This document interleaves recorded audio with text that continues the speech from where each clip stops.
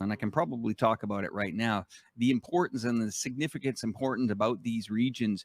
Now, this isn't Russia going in there saying we're going to take Transnistria. This is an unresolved issue by the European Union, Moldova, and many of these European countries. You got to remember that Transnistria is only a 2.5-hour flight to Paris from there.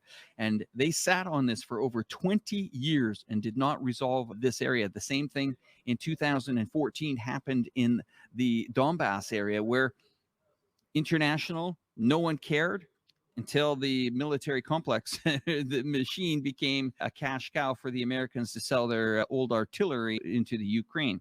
And I'm going to add to this, since we're on the Mariupol, I have to commend you for the outstanding reports that you have shown the world. Without you there, Patrick, I made a pretty bold comment the other day when I was interviewed by Daniel Dumbrell and a few other people. I said that the evidence that you're filming could in one day, maybe in the future, be used in actually a tribunal to show the atrocities. Of course, in war, there's atrocities on both sides. I hope so. I commend you and the work that you're doing. You have one of the only, and I'll say it again, one of the only archived historic events that have gone on in that region since 2014. It doesn't take a rocket scientist to figure out and educate themselves. All they have to do is go back to your channel on Patrick Lancaster on YouTube, start from the beginning, sit back, educate the friends and family on what's going on that side. Of course, you've said many times that the viewers should look at both sides and come up with their own conclusions. Now, me as a person, when I'm doing my research, that's how I met a guy like you. I was wondering what was going on in that region. I kept digging, and all I would get was reports from Kiev. And I say, where are the reports? Why didn't somebody, where's the explosion of this massive, beautiful new airport that was built in Donetsk? That's what brought me to your channel. So I've got some other questions I want to fire off to you. So when the Ukraine army withdrew from Mariupol, or gave up, or whatever we're going to call it, is it true that they burned corpse at the Mariupol port? And are there other damages caused on purpose by the Ukraine army when they withdrew from the city? I would like your take on that. I was told by residents of Mariupol that in some instances, the members of the Azov battalion fired on civilian homes, fired on civilian people when they tried to leave the areas and go to the Russian-controlled. I never saw this with my eyes, but this is what I was told by many of the locals. As far as burning corpses on the ports, I'm not sure about that, but I can tell you Mariupol is destroyed. Many civilians said that, again, Azov battalion fired on civilian areas. We know how much of a battlefield it was. There's civilian areas destroyed coming from both sides. And what was the main focus of that area? I could say an example here in Kherson, not far from where I am right now, there is a market which the locals say the Ukrainians burned right before they left on February 24th, because as soon as the hostilities started, all of the Ukrainian military and forces evacuated this area the first day and gave up this area, this land bridge. But I'm trying to ask you, and I'm going to get down into it. Sorry to really get into the heavy questions now, but what was the major focus? Why was there so much pushback? And we're going to say that I'm going to need your help on this one too. In the Mariupol area, why did the Ukrainians put so much power down there? And have you heard of, because we haven't heard much on the Western media about it, for the over 1,000 people that have surrendered, or we'll call it been moved, the Azov battalion.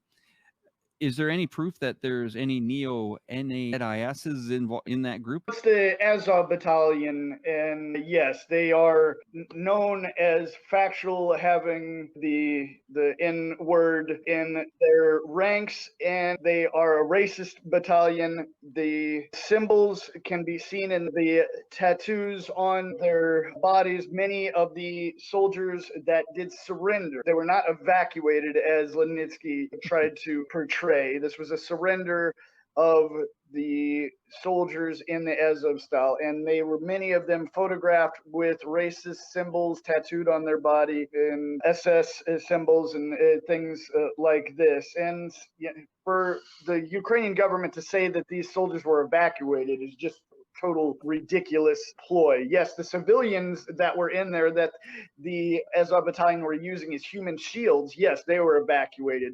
But when soldiers come out with their hands over their head and waving white flags, that's a surrender.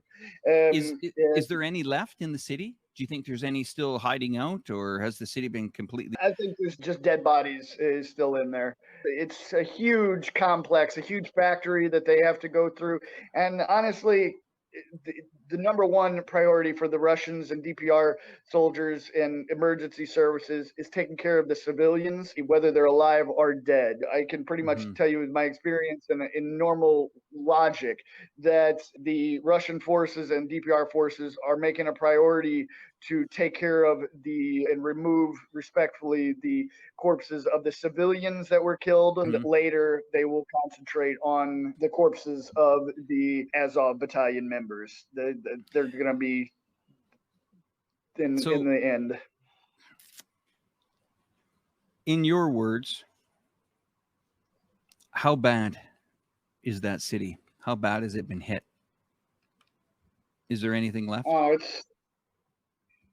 Every building, I would say realistically, 99% of the buildings in the city are heavily damaged. Most could probably say 35% completely destroyed and 60% mostly destroyed. And 10% somewhere in there, 5% halfway okay. But they're not gonna have electric for at least a year or more besides generators. The complete infrastructure of Mariupol has been destroyed. I don't even know if there's sewage pipes left. Wow, that's extraordinary. We're talking about a city the size of, now, of course, not by Western standards, it's still a sizable city. Last reported population I'm just going on was 446,000 people. What is left of this city of 400,000 people? Where have they gone? That's not a city of 500 people where you just get a few buses together. Where is everybody going, Patrick? I can tell you what's happening on the Russian side. The Russian and DPR governments have, and most of it is complete by now, but orchestrated a evacuation plan for the residents when there was a option for them to start leaving. When the humanitarian corridors were open, they started busing them out, having regular schedules and busing people out and evacuating them to Russia. Actually, the Russian border was completely opened to very light standards of documentation needed as far as any type of identification was okay to let you through the border, not even necessarily a passport. Okay. And they did this to help the refugees get in easier and cut the strain and the stress for them to be traveling to Russia. And then while in Russia, Russia set up many centers, some tents where people could stay.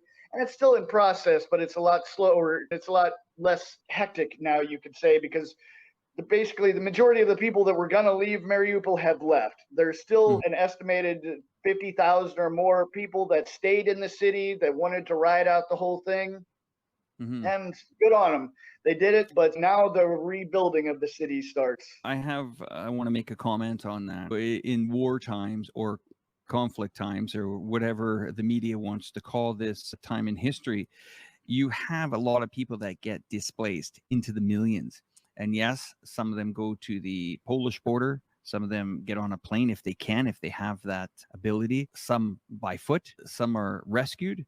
And what I find interesting is in this time of really a lot of turmoil in that area, of course, we only mostly hear about the refugees going into Europe, but the refugee crisis, I guess we can call it, going into Russia. Now, some might say Russia caused this. The issue with that is still people are people and civilians are civilians. Russia is having to bring in refugees when the entire global financial system has basically shut itself off. Now, where I'm going with that is Visa, MasterCard, American Express, Western Union, all these ways of repatriating money to people in need are shut off. Logistical channels, DHL, courier services, a lot of the big brand names have pulled out of this country. So basically, so much for the humanitarian effort from the rest of the world, even in conflict zones around the world that we've seen. People can put that aside and actually help people out. We've seen the American conflict. This is a part of your history. You served. You saw when American went into countries, there was still a humanitarian effort going on. We didn't shut off the entire global banking system because the United States decided to take on Iraq. We didn't shut them off completely. And if anybody was leaving that country, we didn't hurt the ability of other nations to help. So I've got another question for you here. We've talked about some of the Ukrainian army has, it's my understanding, some of it has withdrawn from Donetsk. Is that a sign that this war could end soon? That they still dug in? Basically, the majority of the land that changed hands happened right away right after it started, in the weeks following February 24th. When in the first days, big sections were evacuated and Ukraine retreated from, and then in the following weeks, more and more areas. Like Lugansk People's Republic is mostly controlled. I think last I checked, it was like 95% or something like this, controlled by Lugansk and Russian forces. Donetsk is less. There's still large areas that are under control by Ukrainian forces, but they're still steadily losing territory. It's a lot slower than it was, but it is a steady stream of Russia and DPR forces controlling more and more territory as the days go by. It's a slow stream, but it's a steady stream. It's not what's being put in the Western mainstream media about Ukraine is holding strong. Yes, they made some, you could say, victories at the beginning when the attack on Kiev didn't go as fast as many thought, and so Russia redirected towards Mariupol and Donetsk areas. But now Donbass is just a matter of time. I would say Donbass and the land bridge from Russia and Transnistria is just a matter of time when it's going to happen. And one thing I've learned in my conflicts is that day could be tomorrow whenever Ukrainian government realizes that they're only going to be killing more Ukrainians and hurting their military more by not capitulating. And when that comes, when the whole time Russia has said, leave Donetsk and Lugansk regions alone, admit their independence, and admits Crimea is part of Russia. Now, the West can look at us and say, Russia's making Ukraine say they have to give up a huge part of their country. That's because the people that live in these areas are Russian and don't want to have anything to do with Ukraine. Virtually, almost the entire population of Lugansk and Donetsk People's Republics are pro-Russian and want to become part of Russia, and voted to break away from Ukraine in 2014, as Crimea did. I was at the referendums for both of these areas, Right. and I saw it with my own eyes.